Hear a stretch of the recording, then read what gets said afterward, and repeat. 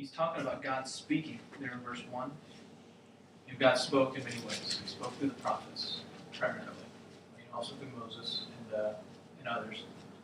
But in these last days, he has spoken to us in his Son, whom he appointed the heir of all things.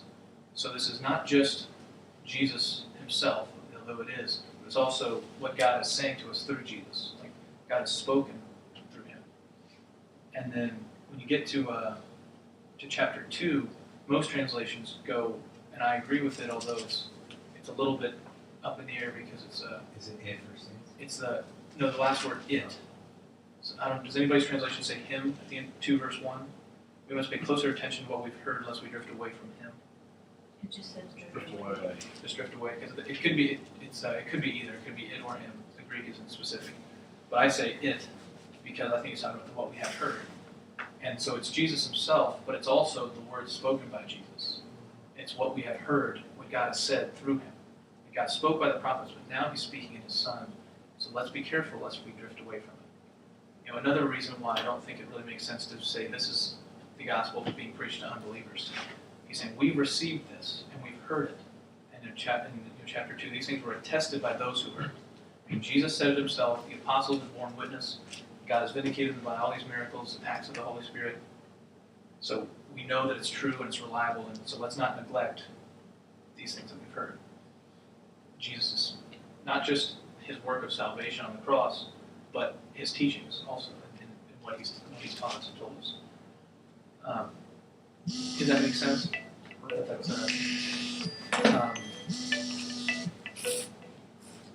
So was he saying what was spoken by the angels? In chapter 2, yeah. That's why we need. It's contrasting, in comparison to, how right? much more important it is that we listen to Christ. Like he says, God's spoken through Jesus, and then he goes to say, now the rest of chapter 1, Jesus is way better than angels, right? And then chapter 2, now what was spoken of by angels was important. How much more important is what's spoken by Jesus? And that's we'll talk about that in a little bit. But for starters, I want to just make this really quick point. Just about every study that I've read on Hebrews chapter 1 talks about Jesus' superiority to the angels. And it says something that, because Jesus is God, right? Jesus created angels. Of course he's superior to them. But I don't think that is true, but I don't think that's firstly the point that Paul or whoever else wrote Hebrews is making in chapter 1. The point that he's making in chapter 1 is found right there in verse 4. Having become as much superior to the angels as the name he has inherited is more excellent than theirs. And then we'll see a little bit later in 2, he says, who is man that you might be made him a little lower than the angels. So Jesus as God is always higher than the angels. God created the angels. But Jesus also became man. And so for a little while, he was like us. He was below him. He was just hanging out. It's like, you have God up here, and you have the angels here, and then man's down here. So Jesus went from up here, and then he came down here. But the point that the author of Hebrews is making is that the name he inherited, he attained a position higher now. You understand what I'm saying? Because he was made lower, for he had to be made lower first, and then he get it. Yes, Philippians 2, he humbled himself.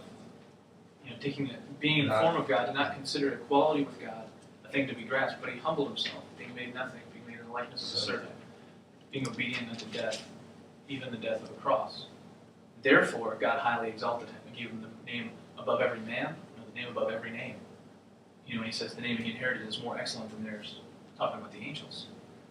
And then he goes on to make the point. And when he makes the point of his superiority to angels, we're going to look at those verses. A lot of them are talking about their second coming type things, where they're really Jesus in his ascended glory. So is the significance the becoming thing? He became as much superior than angels? In Jesus' faithfulness on the earth, and his overcoming the devil and overcoming death, he overcame as a man. So like the becoming perfect, it says that in one of the things in here too, like he had to become perfect through suffering. And He He learned obedience through And he suffering. learned and stuff like that. And so, in chapter 2 is going to get into a little bit more of the detail of how significant this is. That, what we talked about a little bit last week. There's a man in the glory. It's not just like it was always God. God has always been higher than the angels, but that there's a man who overcame. God became a man, and in that, it's his position as being a man that he's so Well, great. that was the second. I think that was the thing I was trying to say last week. That's the point that I was trying to make. Is like that he had to be a man. Right. Yeah. And I can see how that could tie into the second half. So, I'm sorry I didn't follow you last week. We'll go back and we'll add that into the video from last week. So let's look up some of those verses. The first one is in Psalm chapter 2. And for which of the angels did God ever say, "You are my son, today I have begotten you"? Psalm what? Psalm chapter 2. This is Psalm what chapter? Psalm what chapter 2? Psalm 2. What? You said Psalm chapter 2. Psalm what chapter 2? not verse 2. Oh yeah. The whole Oh, chapter. sorry. Psalm 2. Psalm 2 verse, and we're going to look pretty much at Psalm A, verse 2. I never referred to them as chapters. Psalms. Okay, I got you. That's I okay, guess right? it is. Yes, that's alright. the second psalm. The second Psalm. Well, if you guys want to get technical, there's really not any, there's no numbers. Yeah, the original. They're just in there. They're just there to help us find it. Gotcha. Psalm chapter 2. Over there. Although the psalms were numbered. Oh, never Page mind. 900. Yeah, but it was all. It was What's all that? through 40. Page 900. Page 900? Are you guys using the same Bible? It's just that's. I'm looking to see. if Page he's, 436. That's close, not exactly close. Well, the actual the actual verse is verse 7, but I want to read. It's not very long. You mind if we just read the whole passage? Because as Paul often does, he quotes a verse, and it's really the most important verse for the point that he's making, but he's referring to the whole thing. He's not just taking the verse out of context. What verse in Hebrews is this from? Chapter 1, verse. It's the first quotation. Verse 5, the first quote. 5 year old son today I become the father, and this is 2 verse 7. Wow. The word is generally, if it's use of a man, the translation will say begat, they have begotten you.